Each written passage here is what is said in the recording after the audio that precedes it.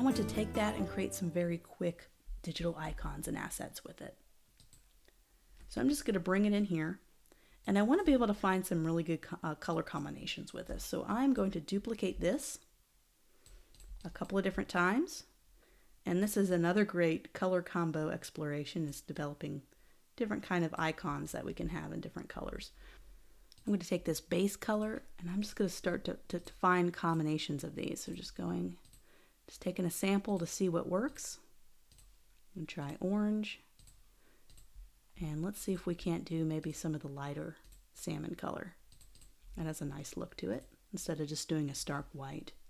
So what would pair well with brown? Well, red and brown don't always go super well together. So you can see that is not a very good color combination. I'm going to save this. You can just tuck it off to the side.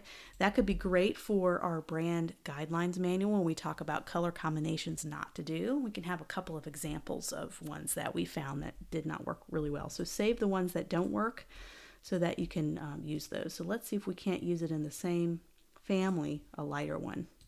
And that probably works really well. So what would go good with a dark color? See, red wouldn't go. That would be another combination that doesn't work very well. But I bet the lighter version, the lightest or the lighter, does work well. So you just have to have enough contrast for everything to be readable. So this is exactly how I came up with that example. I just wanted to show you so I did not forget. So that goes well together. That's in the same family. And the combinations can be really endless. You just want to tease them with examples. Ooh, that goes really well together. It's more subtle. It's not as high contrast, but it's still readable. For sticky menu headers, I'm just going to take the rectangle tool. I'm going to do a sticky menu header.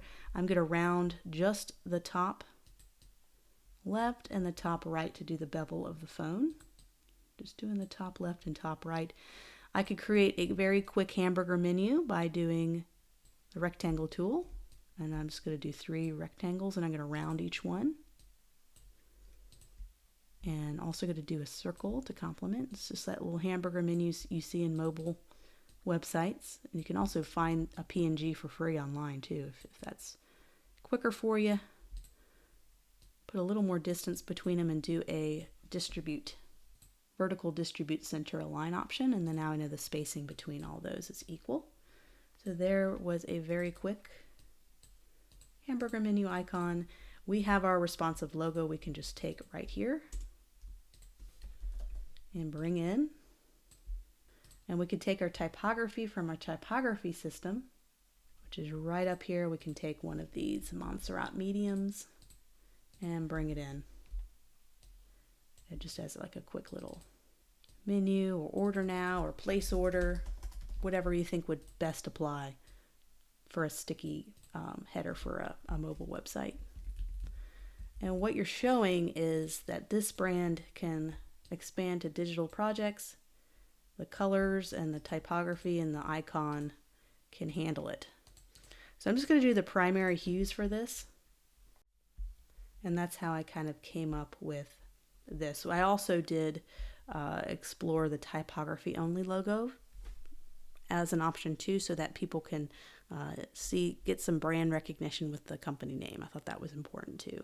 And notice how I put a photo on the right, just to kind of, if we didn't have this photo, it's just, I don't know, it just kind of feels like these photos are helping to support the narrative once again. So just finding a good place for a nice clean photo that is part of our photo library.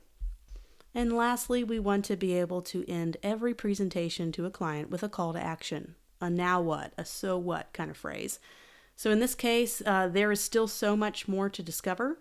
Let's continue on this journey of brand building together. So this isn't it. This is a presentation to get things approved.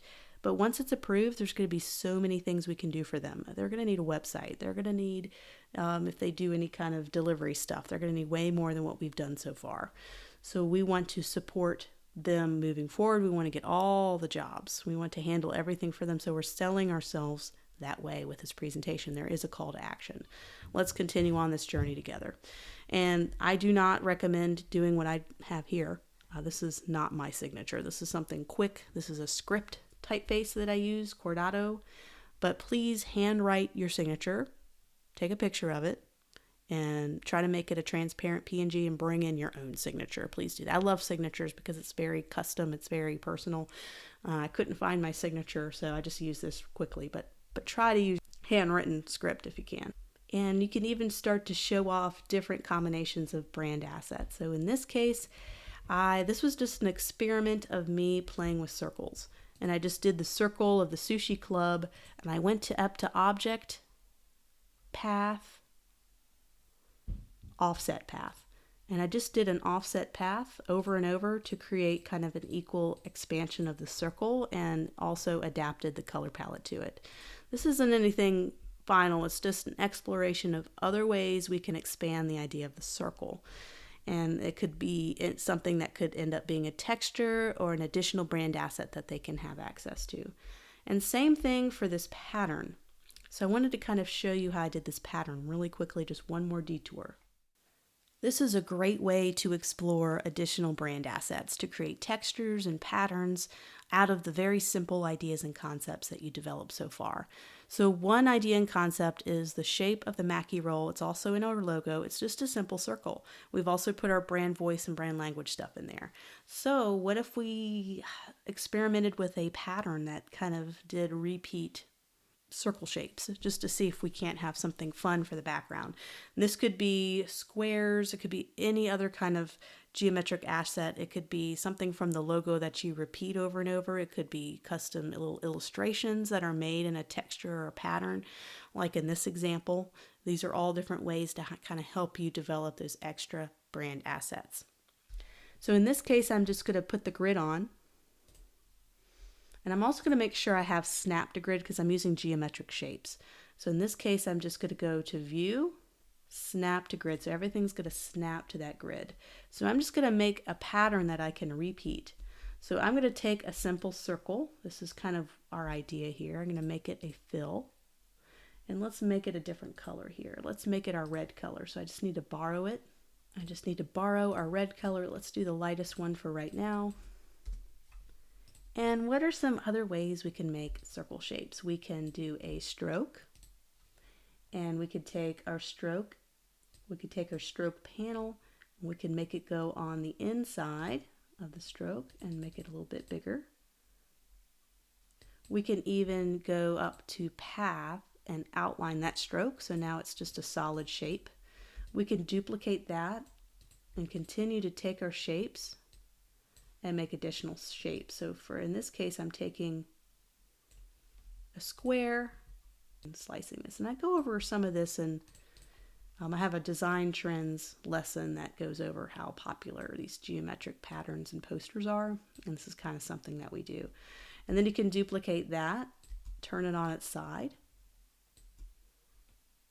You can take this and do a solid circle cutout. Doing the same thing and just trying to find ways to have some kind of inspiration from our idea of the circle. That's all we're doing. We can even duplicate this, make it smaller. So all this just comes from a simple circle. And you can even go, hey, look at that. It makes a little smiley face. You know, that could be an interesting pattern that we make. And then you can make this a repeat pattern by going up to Object, Make a Pattern.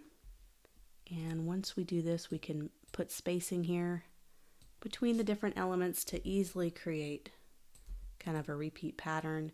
You can even do brick by row, and you can even do a hex column. Maybe put some spacing there, just trying to come up with some kind of texture really quickly. So many things you can do if you just experiment with a core idea and see what kind of pattern you can come up with. It could be as easy as taking your logo symbol and being done with that. So I made a pattern, so now I just need to create some kind of area and then go to my swatches and apply that pattern. So here's my pattern. Anytime you do a pattern, it saves right here in your swatches, and you can make something a pattern. And you can even take a background color. Let's do a solid color.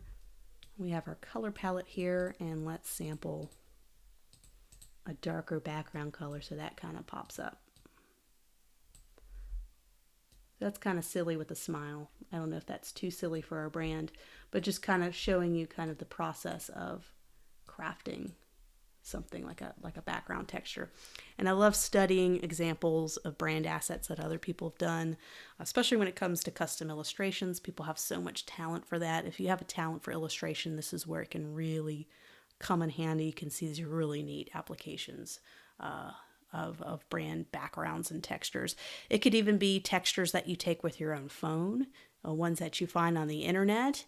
You can even go on Procreate and do some custom brushes to create your own little backgrounds that you can use for the brand or banners or different elements there.